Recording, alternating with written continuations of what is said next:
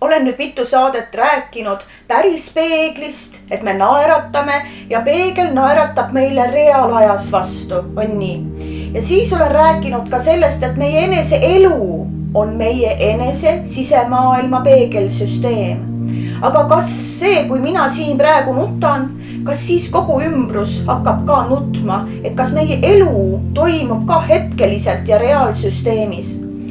Üldiselt on nii, et mida rohkem sa oma enesega siin praegu kohalolus oleksid, siis põhimõtteliselt oleks küll nii, et mina siin nutan ja kindlasti ma leian endale kedagi, kes minuga kaasa nutaks.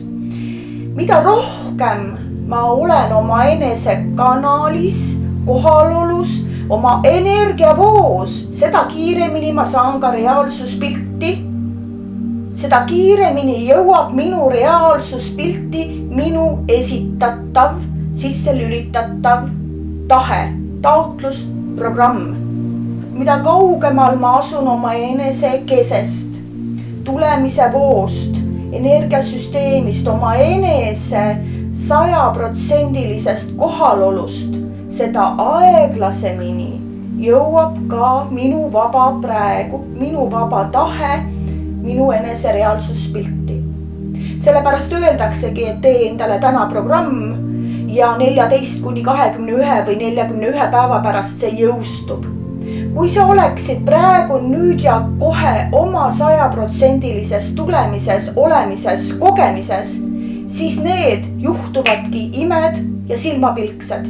Need ongi silmapilksed. Need ongi selles päris peeglis. Mina naeratan ja minu päris peegel naeratab mulle vastu.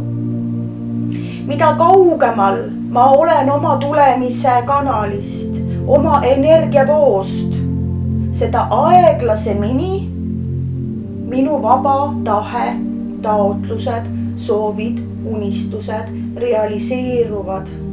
Seda aeglasemini või üleüldse nad ei jõuagi minu reaalsuspilti kohale. Aga mis siis jõuab sinna kohale? Sinna jõuab kohale kõik see vahele segatav, millest mul aimugi ei ole. Sinna jõuab pigem kohale minu enese varjuprotsesside koletised, kollid, hirmud. Need jõuavad kohale. Aga see, kes ma päriselt olen, tahan, milleks ma siia tulin, see mõnikord mõnes elus ei jõuagi kohale. Aga räägime millestki konkreetsest. Et näiteks, kui teie elus on kohale jõudnud usk, no mingi religioon, mingid palved, kuid põhimõtteliselt on see, et kui minu maailma on jõudnud mingi religioosne raamat ja see raamat toob mulle kergust ja helgust ja küllust ja kui ma loen, siis ma muutun rahulikumaks ja see on nüüdki see, et see on see osa sinust, mida sina endas ise ei ole veel vastu võtnud. Siis sa loed seda sealt raamatust, sellest piiblist, sellest mantrast. Siis sa saad ühenduse selle enda vastu võtmata osaga ja siis sulle hakkab helgem olemine. Kuid põhimõtteliselt, kas sa vajad selleks raamatut, et iseendaga paremini ühendus saada, kui sa saaksid teha praegu otse selle ühenduse ära oma päris tulemise olemisega, oma 100% energiavooga. Siis sinu enese reaalsus ei pea sulle sümbolkeeles tooma neid raamatuid nina ette, et halloo, see on umbes sama, mis mul on käed. Ma ei kasuta neid käsi, aga ma palun mujalt maailmast neid käsi mulle appi, et ma saaksin juua, ma ei tea, juukseid kammida, midagi eluolulist teha, et mul oleks natukene kergem olla. Sul on käed, kasuta neid.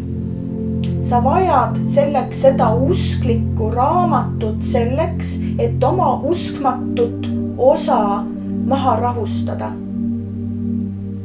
Sa vajad seda usuga seotud religioosset raamatut selleks, et oma uskmatut osa maha võtta. miks sa ei usu oma enese usku, et selleks sa vajad maa peal kirjutatud usureligioosset raamatut? See on sellepärast, et mingil hetkel on sulle see uskumatuse kood sisse kirjutatud ja sa vajad seda usuga seotud religioosset raamatut selleks, et oma uskmatusega seotud programmi kas või hetkekski maha võtta ja saada ühendust iseenda usuga. Kuid lühem, meeldivam ja kiirem tee on see, et palun võtta ühendust oma enese usuga, mis on sinu sees. Selle jaoks ei pea sinu reaalsuspildis tulema kõiksugused usuga seotud sümbolismid, et sina võtaksid paremini oma enese usu oma enese suhtes vastu. Mida rohkem sa oma enese usku oma enese suhtes vastu ei võta, seda rohkem on sinus seda ateismi, seda uskmatuse lugu, mida sa jutustad. Seda suuremal võimsusel sinu ateismi programm töötab. Näiteks toon sellised, kui sa praegu nüüd ja kohe võtaksid 100% ühenduse oma enese usuga oma enesesse vastu, siis sa võiksid valgustunuks hetkega saada ja ma ei tea, järgmiseks jumalaks sündida. Nii lihtne see ongi. Järgmine teema näiteks inglitega, et ka sinu reaalsuspildis on jõudnud hästi palju pöördumisi inglite poole, sa näed neid unes, rännakutel, ilmsi mõnikord, sa saad inglitelt sõnumeid ja sümbolkeeles sulgesid näed kõikjal ja ingliraamatud on sinu juures. Et kui teie reaalsusesse on jõudnud sügavalt sisse ingli temaatika, siis see on täpselt samamoodi, et kui sa ei ole võtnud vastu oma taevalikku ingellikku tulemist, siis reaalsuspilt pakub sulle tegelikult sinu enda ingellikku osa raamatutena, rännakutena. Ta näitab sulle sulgesid, ta näitab selles samas sümbolkeeles sulle tegelikult sinu enese ingellikku, taevalikku valgusolendiks olemise kõrgemat potentsiaali. Need raamatud ei ole inglitest, need on sinust enesest, mida sina endas ei ole veel vastu võtnud ja kasutama hakanud. Täpselt sama teema, sul on käed, aga sa ei kasuta oma käsi. Kui sa ühel ilusal päeval saad aru, et ingliks olemine ongi iseenesest mõistetav, täpselt samamoodi nagu see käsi on täiesti iseenesest mõistetav. Tahan teen pai, tahan sügan, ta on iseenesest mõistetav. Ma ei pea peas seadistama, nüüd ma hakkan ennast sügama. Ei, see käib kõik niimoodi kiiresti ja iseenestlikult. Ma kasutan oma silmi, kõrvu, nina, suud, neelamist. Ma ei tea, mismoodi ma seedin. Aga see seedimine teab täpselt, kuidas 100% teha mulle kõige parem seedimine. On ju nii? Täpselt samamoodi on nende inglitega teie maailmas. Nende raamatutega, inglirännakutega, inglite poole pöördumisega ja nendega rääkimisega. See osa on see, mis sina endas ei ole veel vastu võtnud ja kasutama hakanud. Võta vastu oma valgusolendiks olemise osa ja need raamatud ei jõua enam sinuni. Jõuab juba miski muu, jõuab järgmine ja järgmine informatsioon. Ehk siis, mis selleks inimeseks olemises nagu siis kõige lahedam on? Ongi see, et sa saad kõik aeg järgmise ja järgmise ülesande. Sa saad kõik aeg järgmise testi, sa saad kõik aeg järgmise eksami. Nii lahe. Järgmine temaatika, kivid, kristallid. Kas sinu maailma on jõudnud hästi palju raamatuid kividest, kristallidest, kuidas need kõik mõjuvad, kuidas nad töötavad, kuidas neid, ma ei tea, massaasis saab kasutada, kuidas neid ehetena kõrva saab riputada, kaela, sõrme, igale poole saab neid panna, padja alla taskusse ja kaasas kanda. täpselt sama lugu. Mida kivid endast sümboliseerivad, et nad sinu reaalsusmaailma kohale jõuavad ja sina neid ostma hakkad?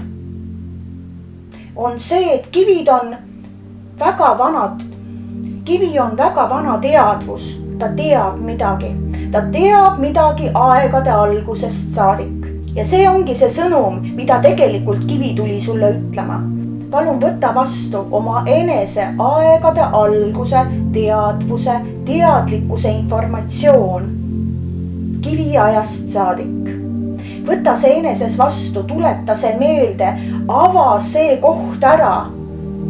Ja kivid ja kristallid, kui kaovad sinu elust. Kivid ja kristallid on sümbolkeeles see sõnum, et palun võta oma teadmine aegade algusest saadik. Sa tead oma teadlikkus informatsioonist, võta vastu. Ja siis need kivid ja kristallid justkui kaovad ära sinu reaalsust pildist ja jõuab järgmine uus informatsioon sinu maailma, mis sul on veel iseendast vastu võtmata. Ja nii lihtne see ongi. Mõte seisnebki siis selles, et iga päev ja samm-sammult võtta rohkem ja rohkem vastu ja avada, meelde tuletada ja ümber sündida oma enese sellesse kõrgeimasse sagedusse, valgusolendiks sündimisse sagedusse. Vaata enda ümber ringi, mis reaalsuspilt sümbolkeeles sulle pakub, millise temaatikaga sina praegu südamega seotud oled. Minu südamega temaatika on hetkel seotud informatsiooni jagamisega, ehk siis kõik need osad, millest mina endas rohkem ja rohkem vastu olen võtnud, filmin ma ülesse, teen sellest saate, et jälgida ja vaadata oma arengulist käekäiku. Ja võib-olla see inspireerib, motiveerib ka teid iseendasse vaatama ja sealseid suuri maailmaid avastama.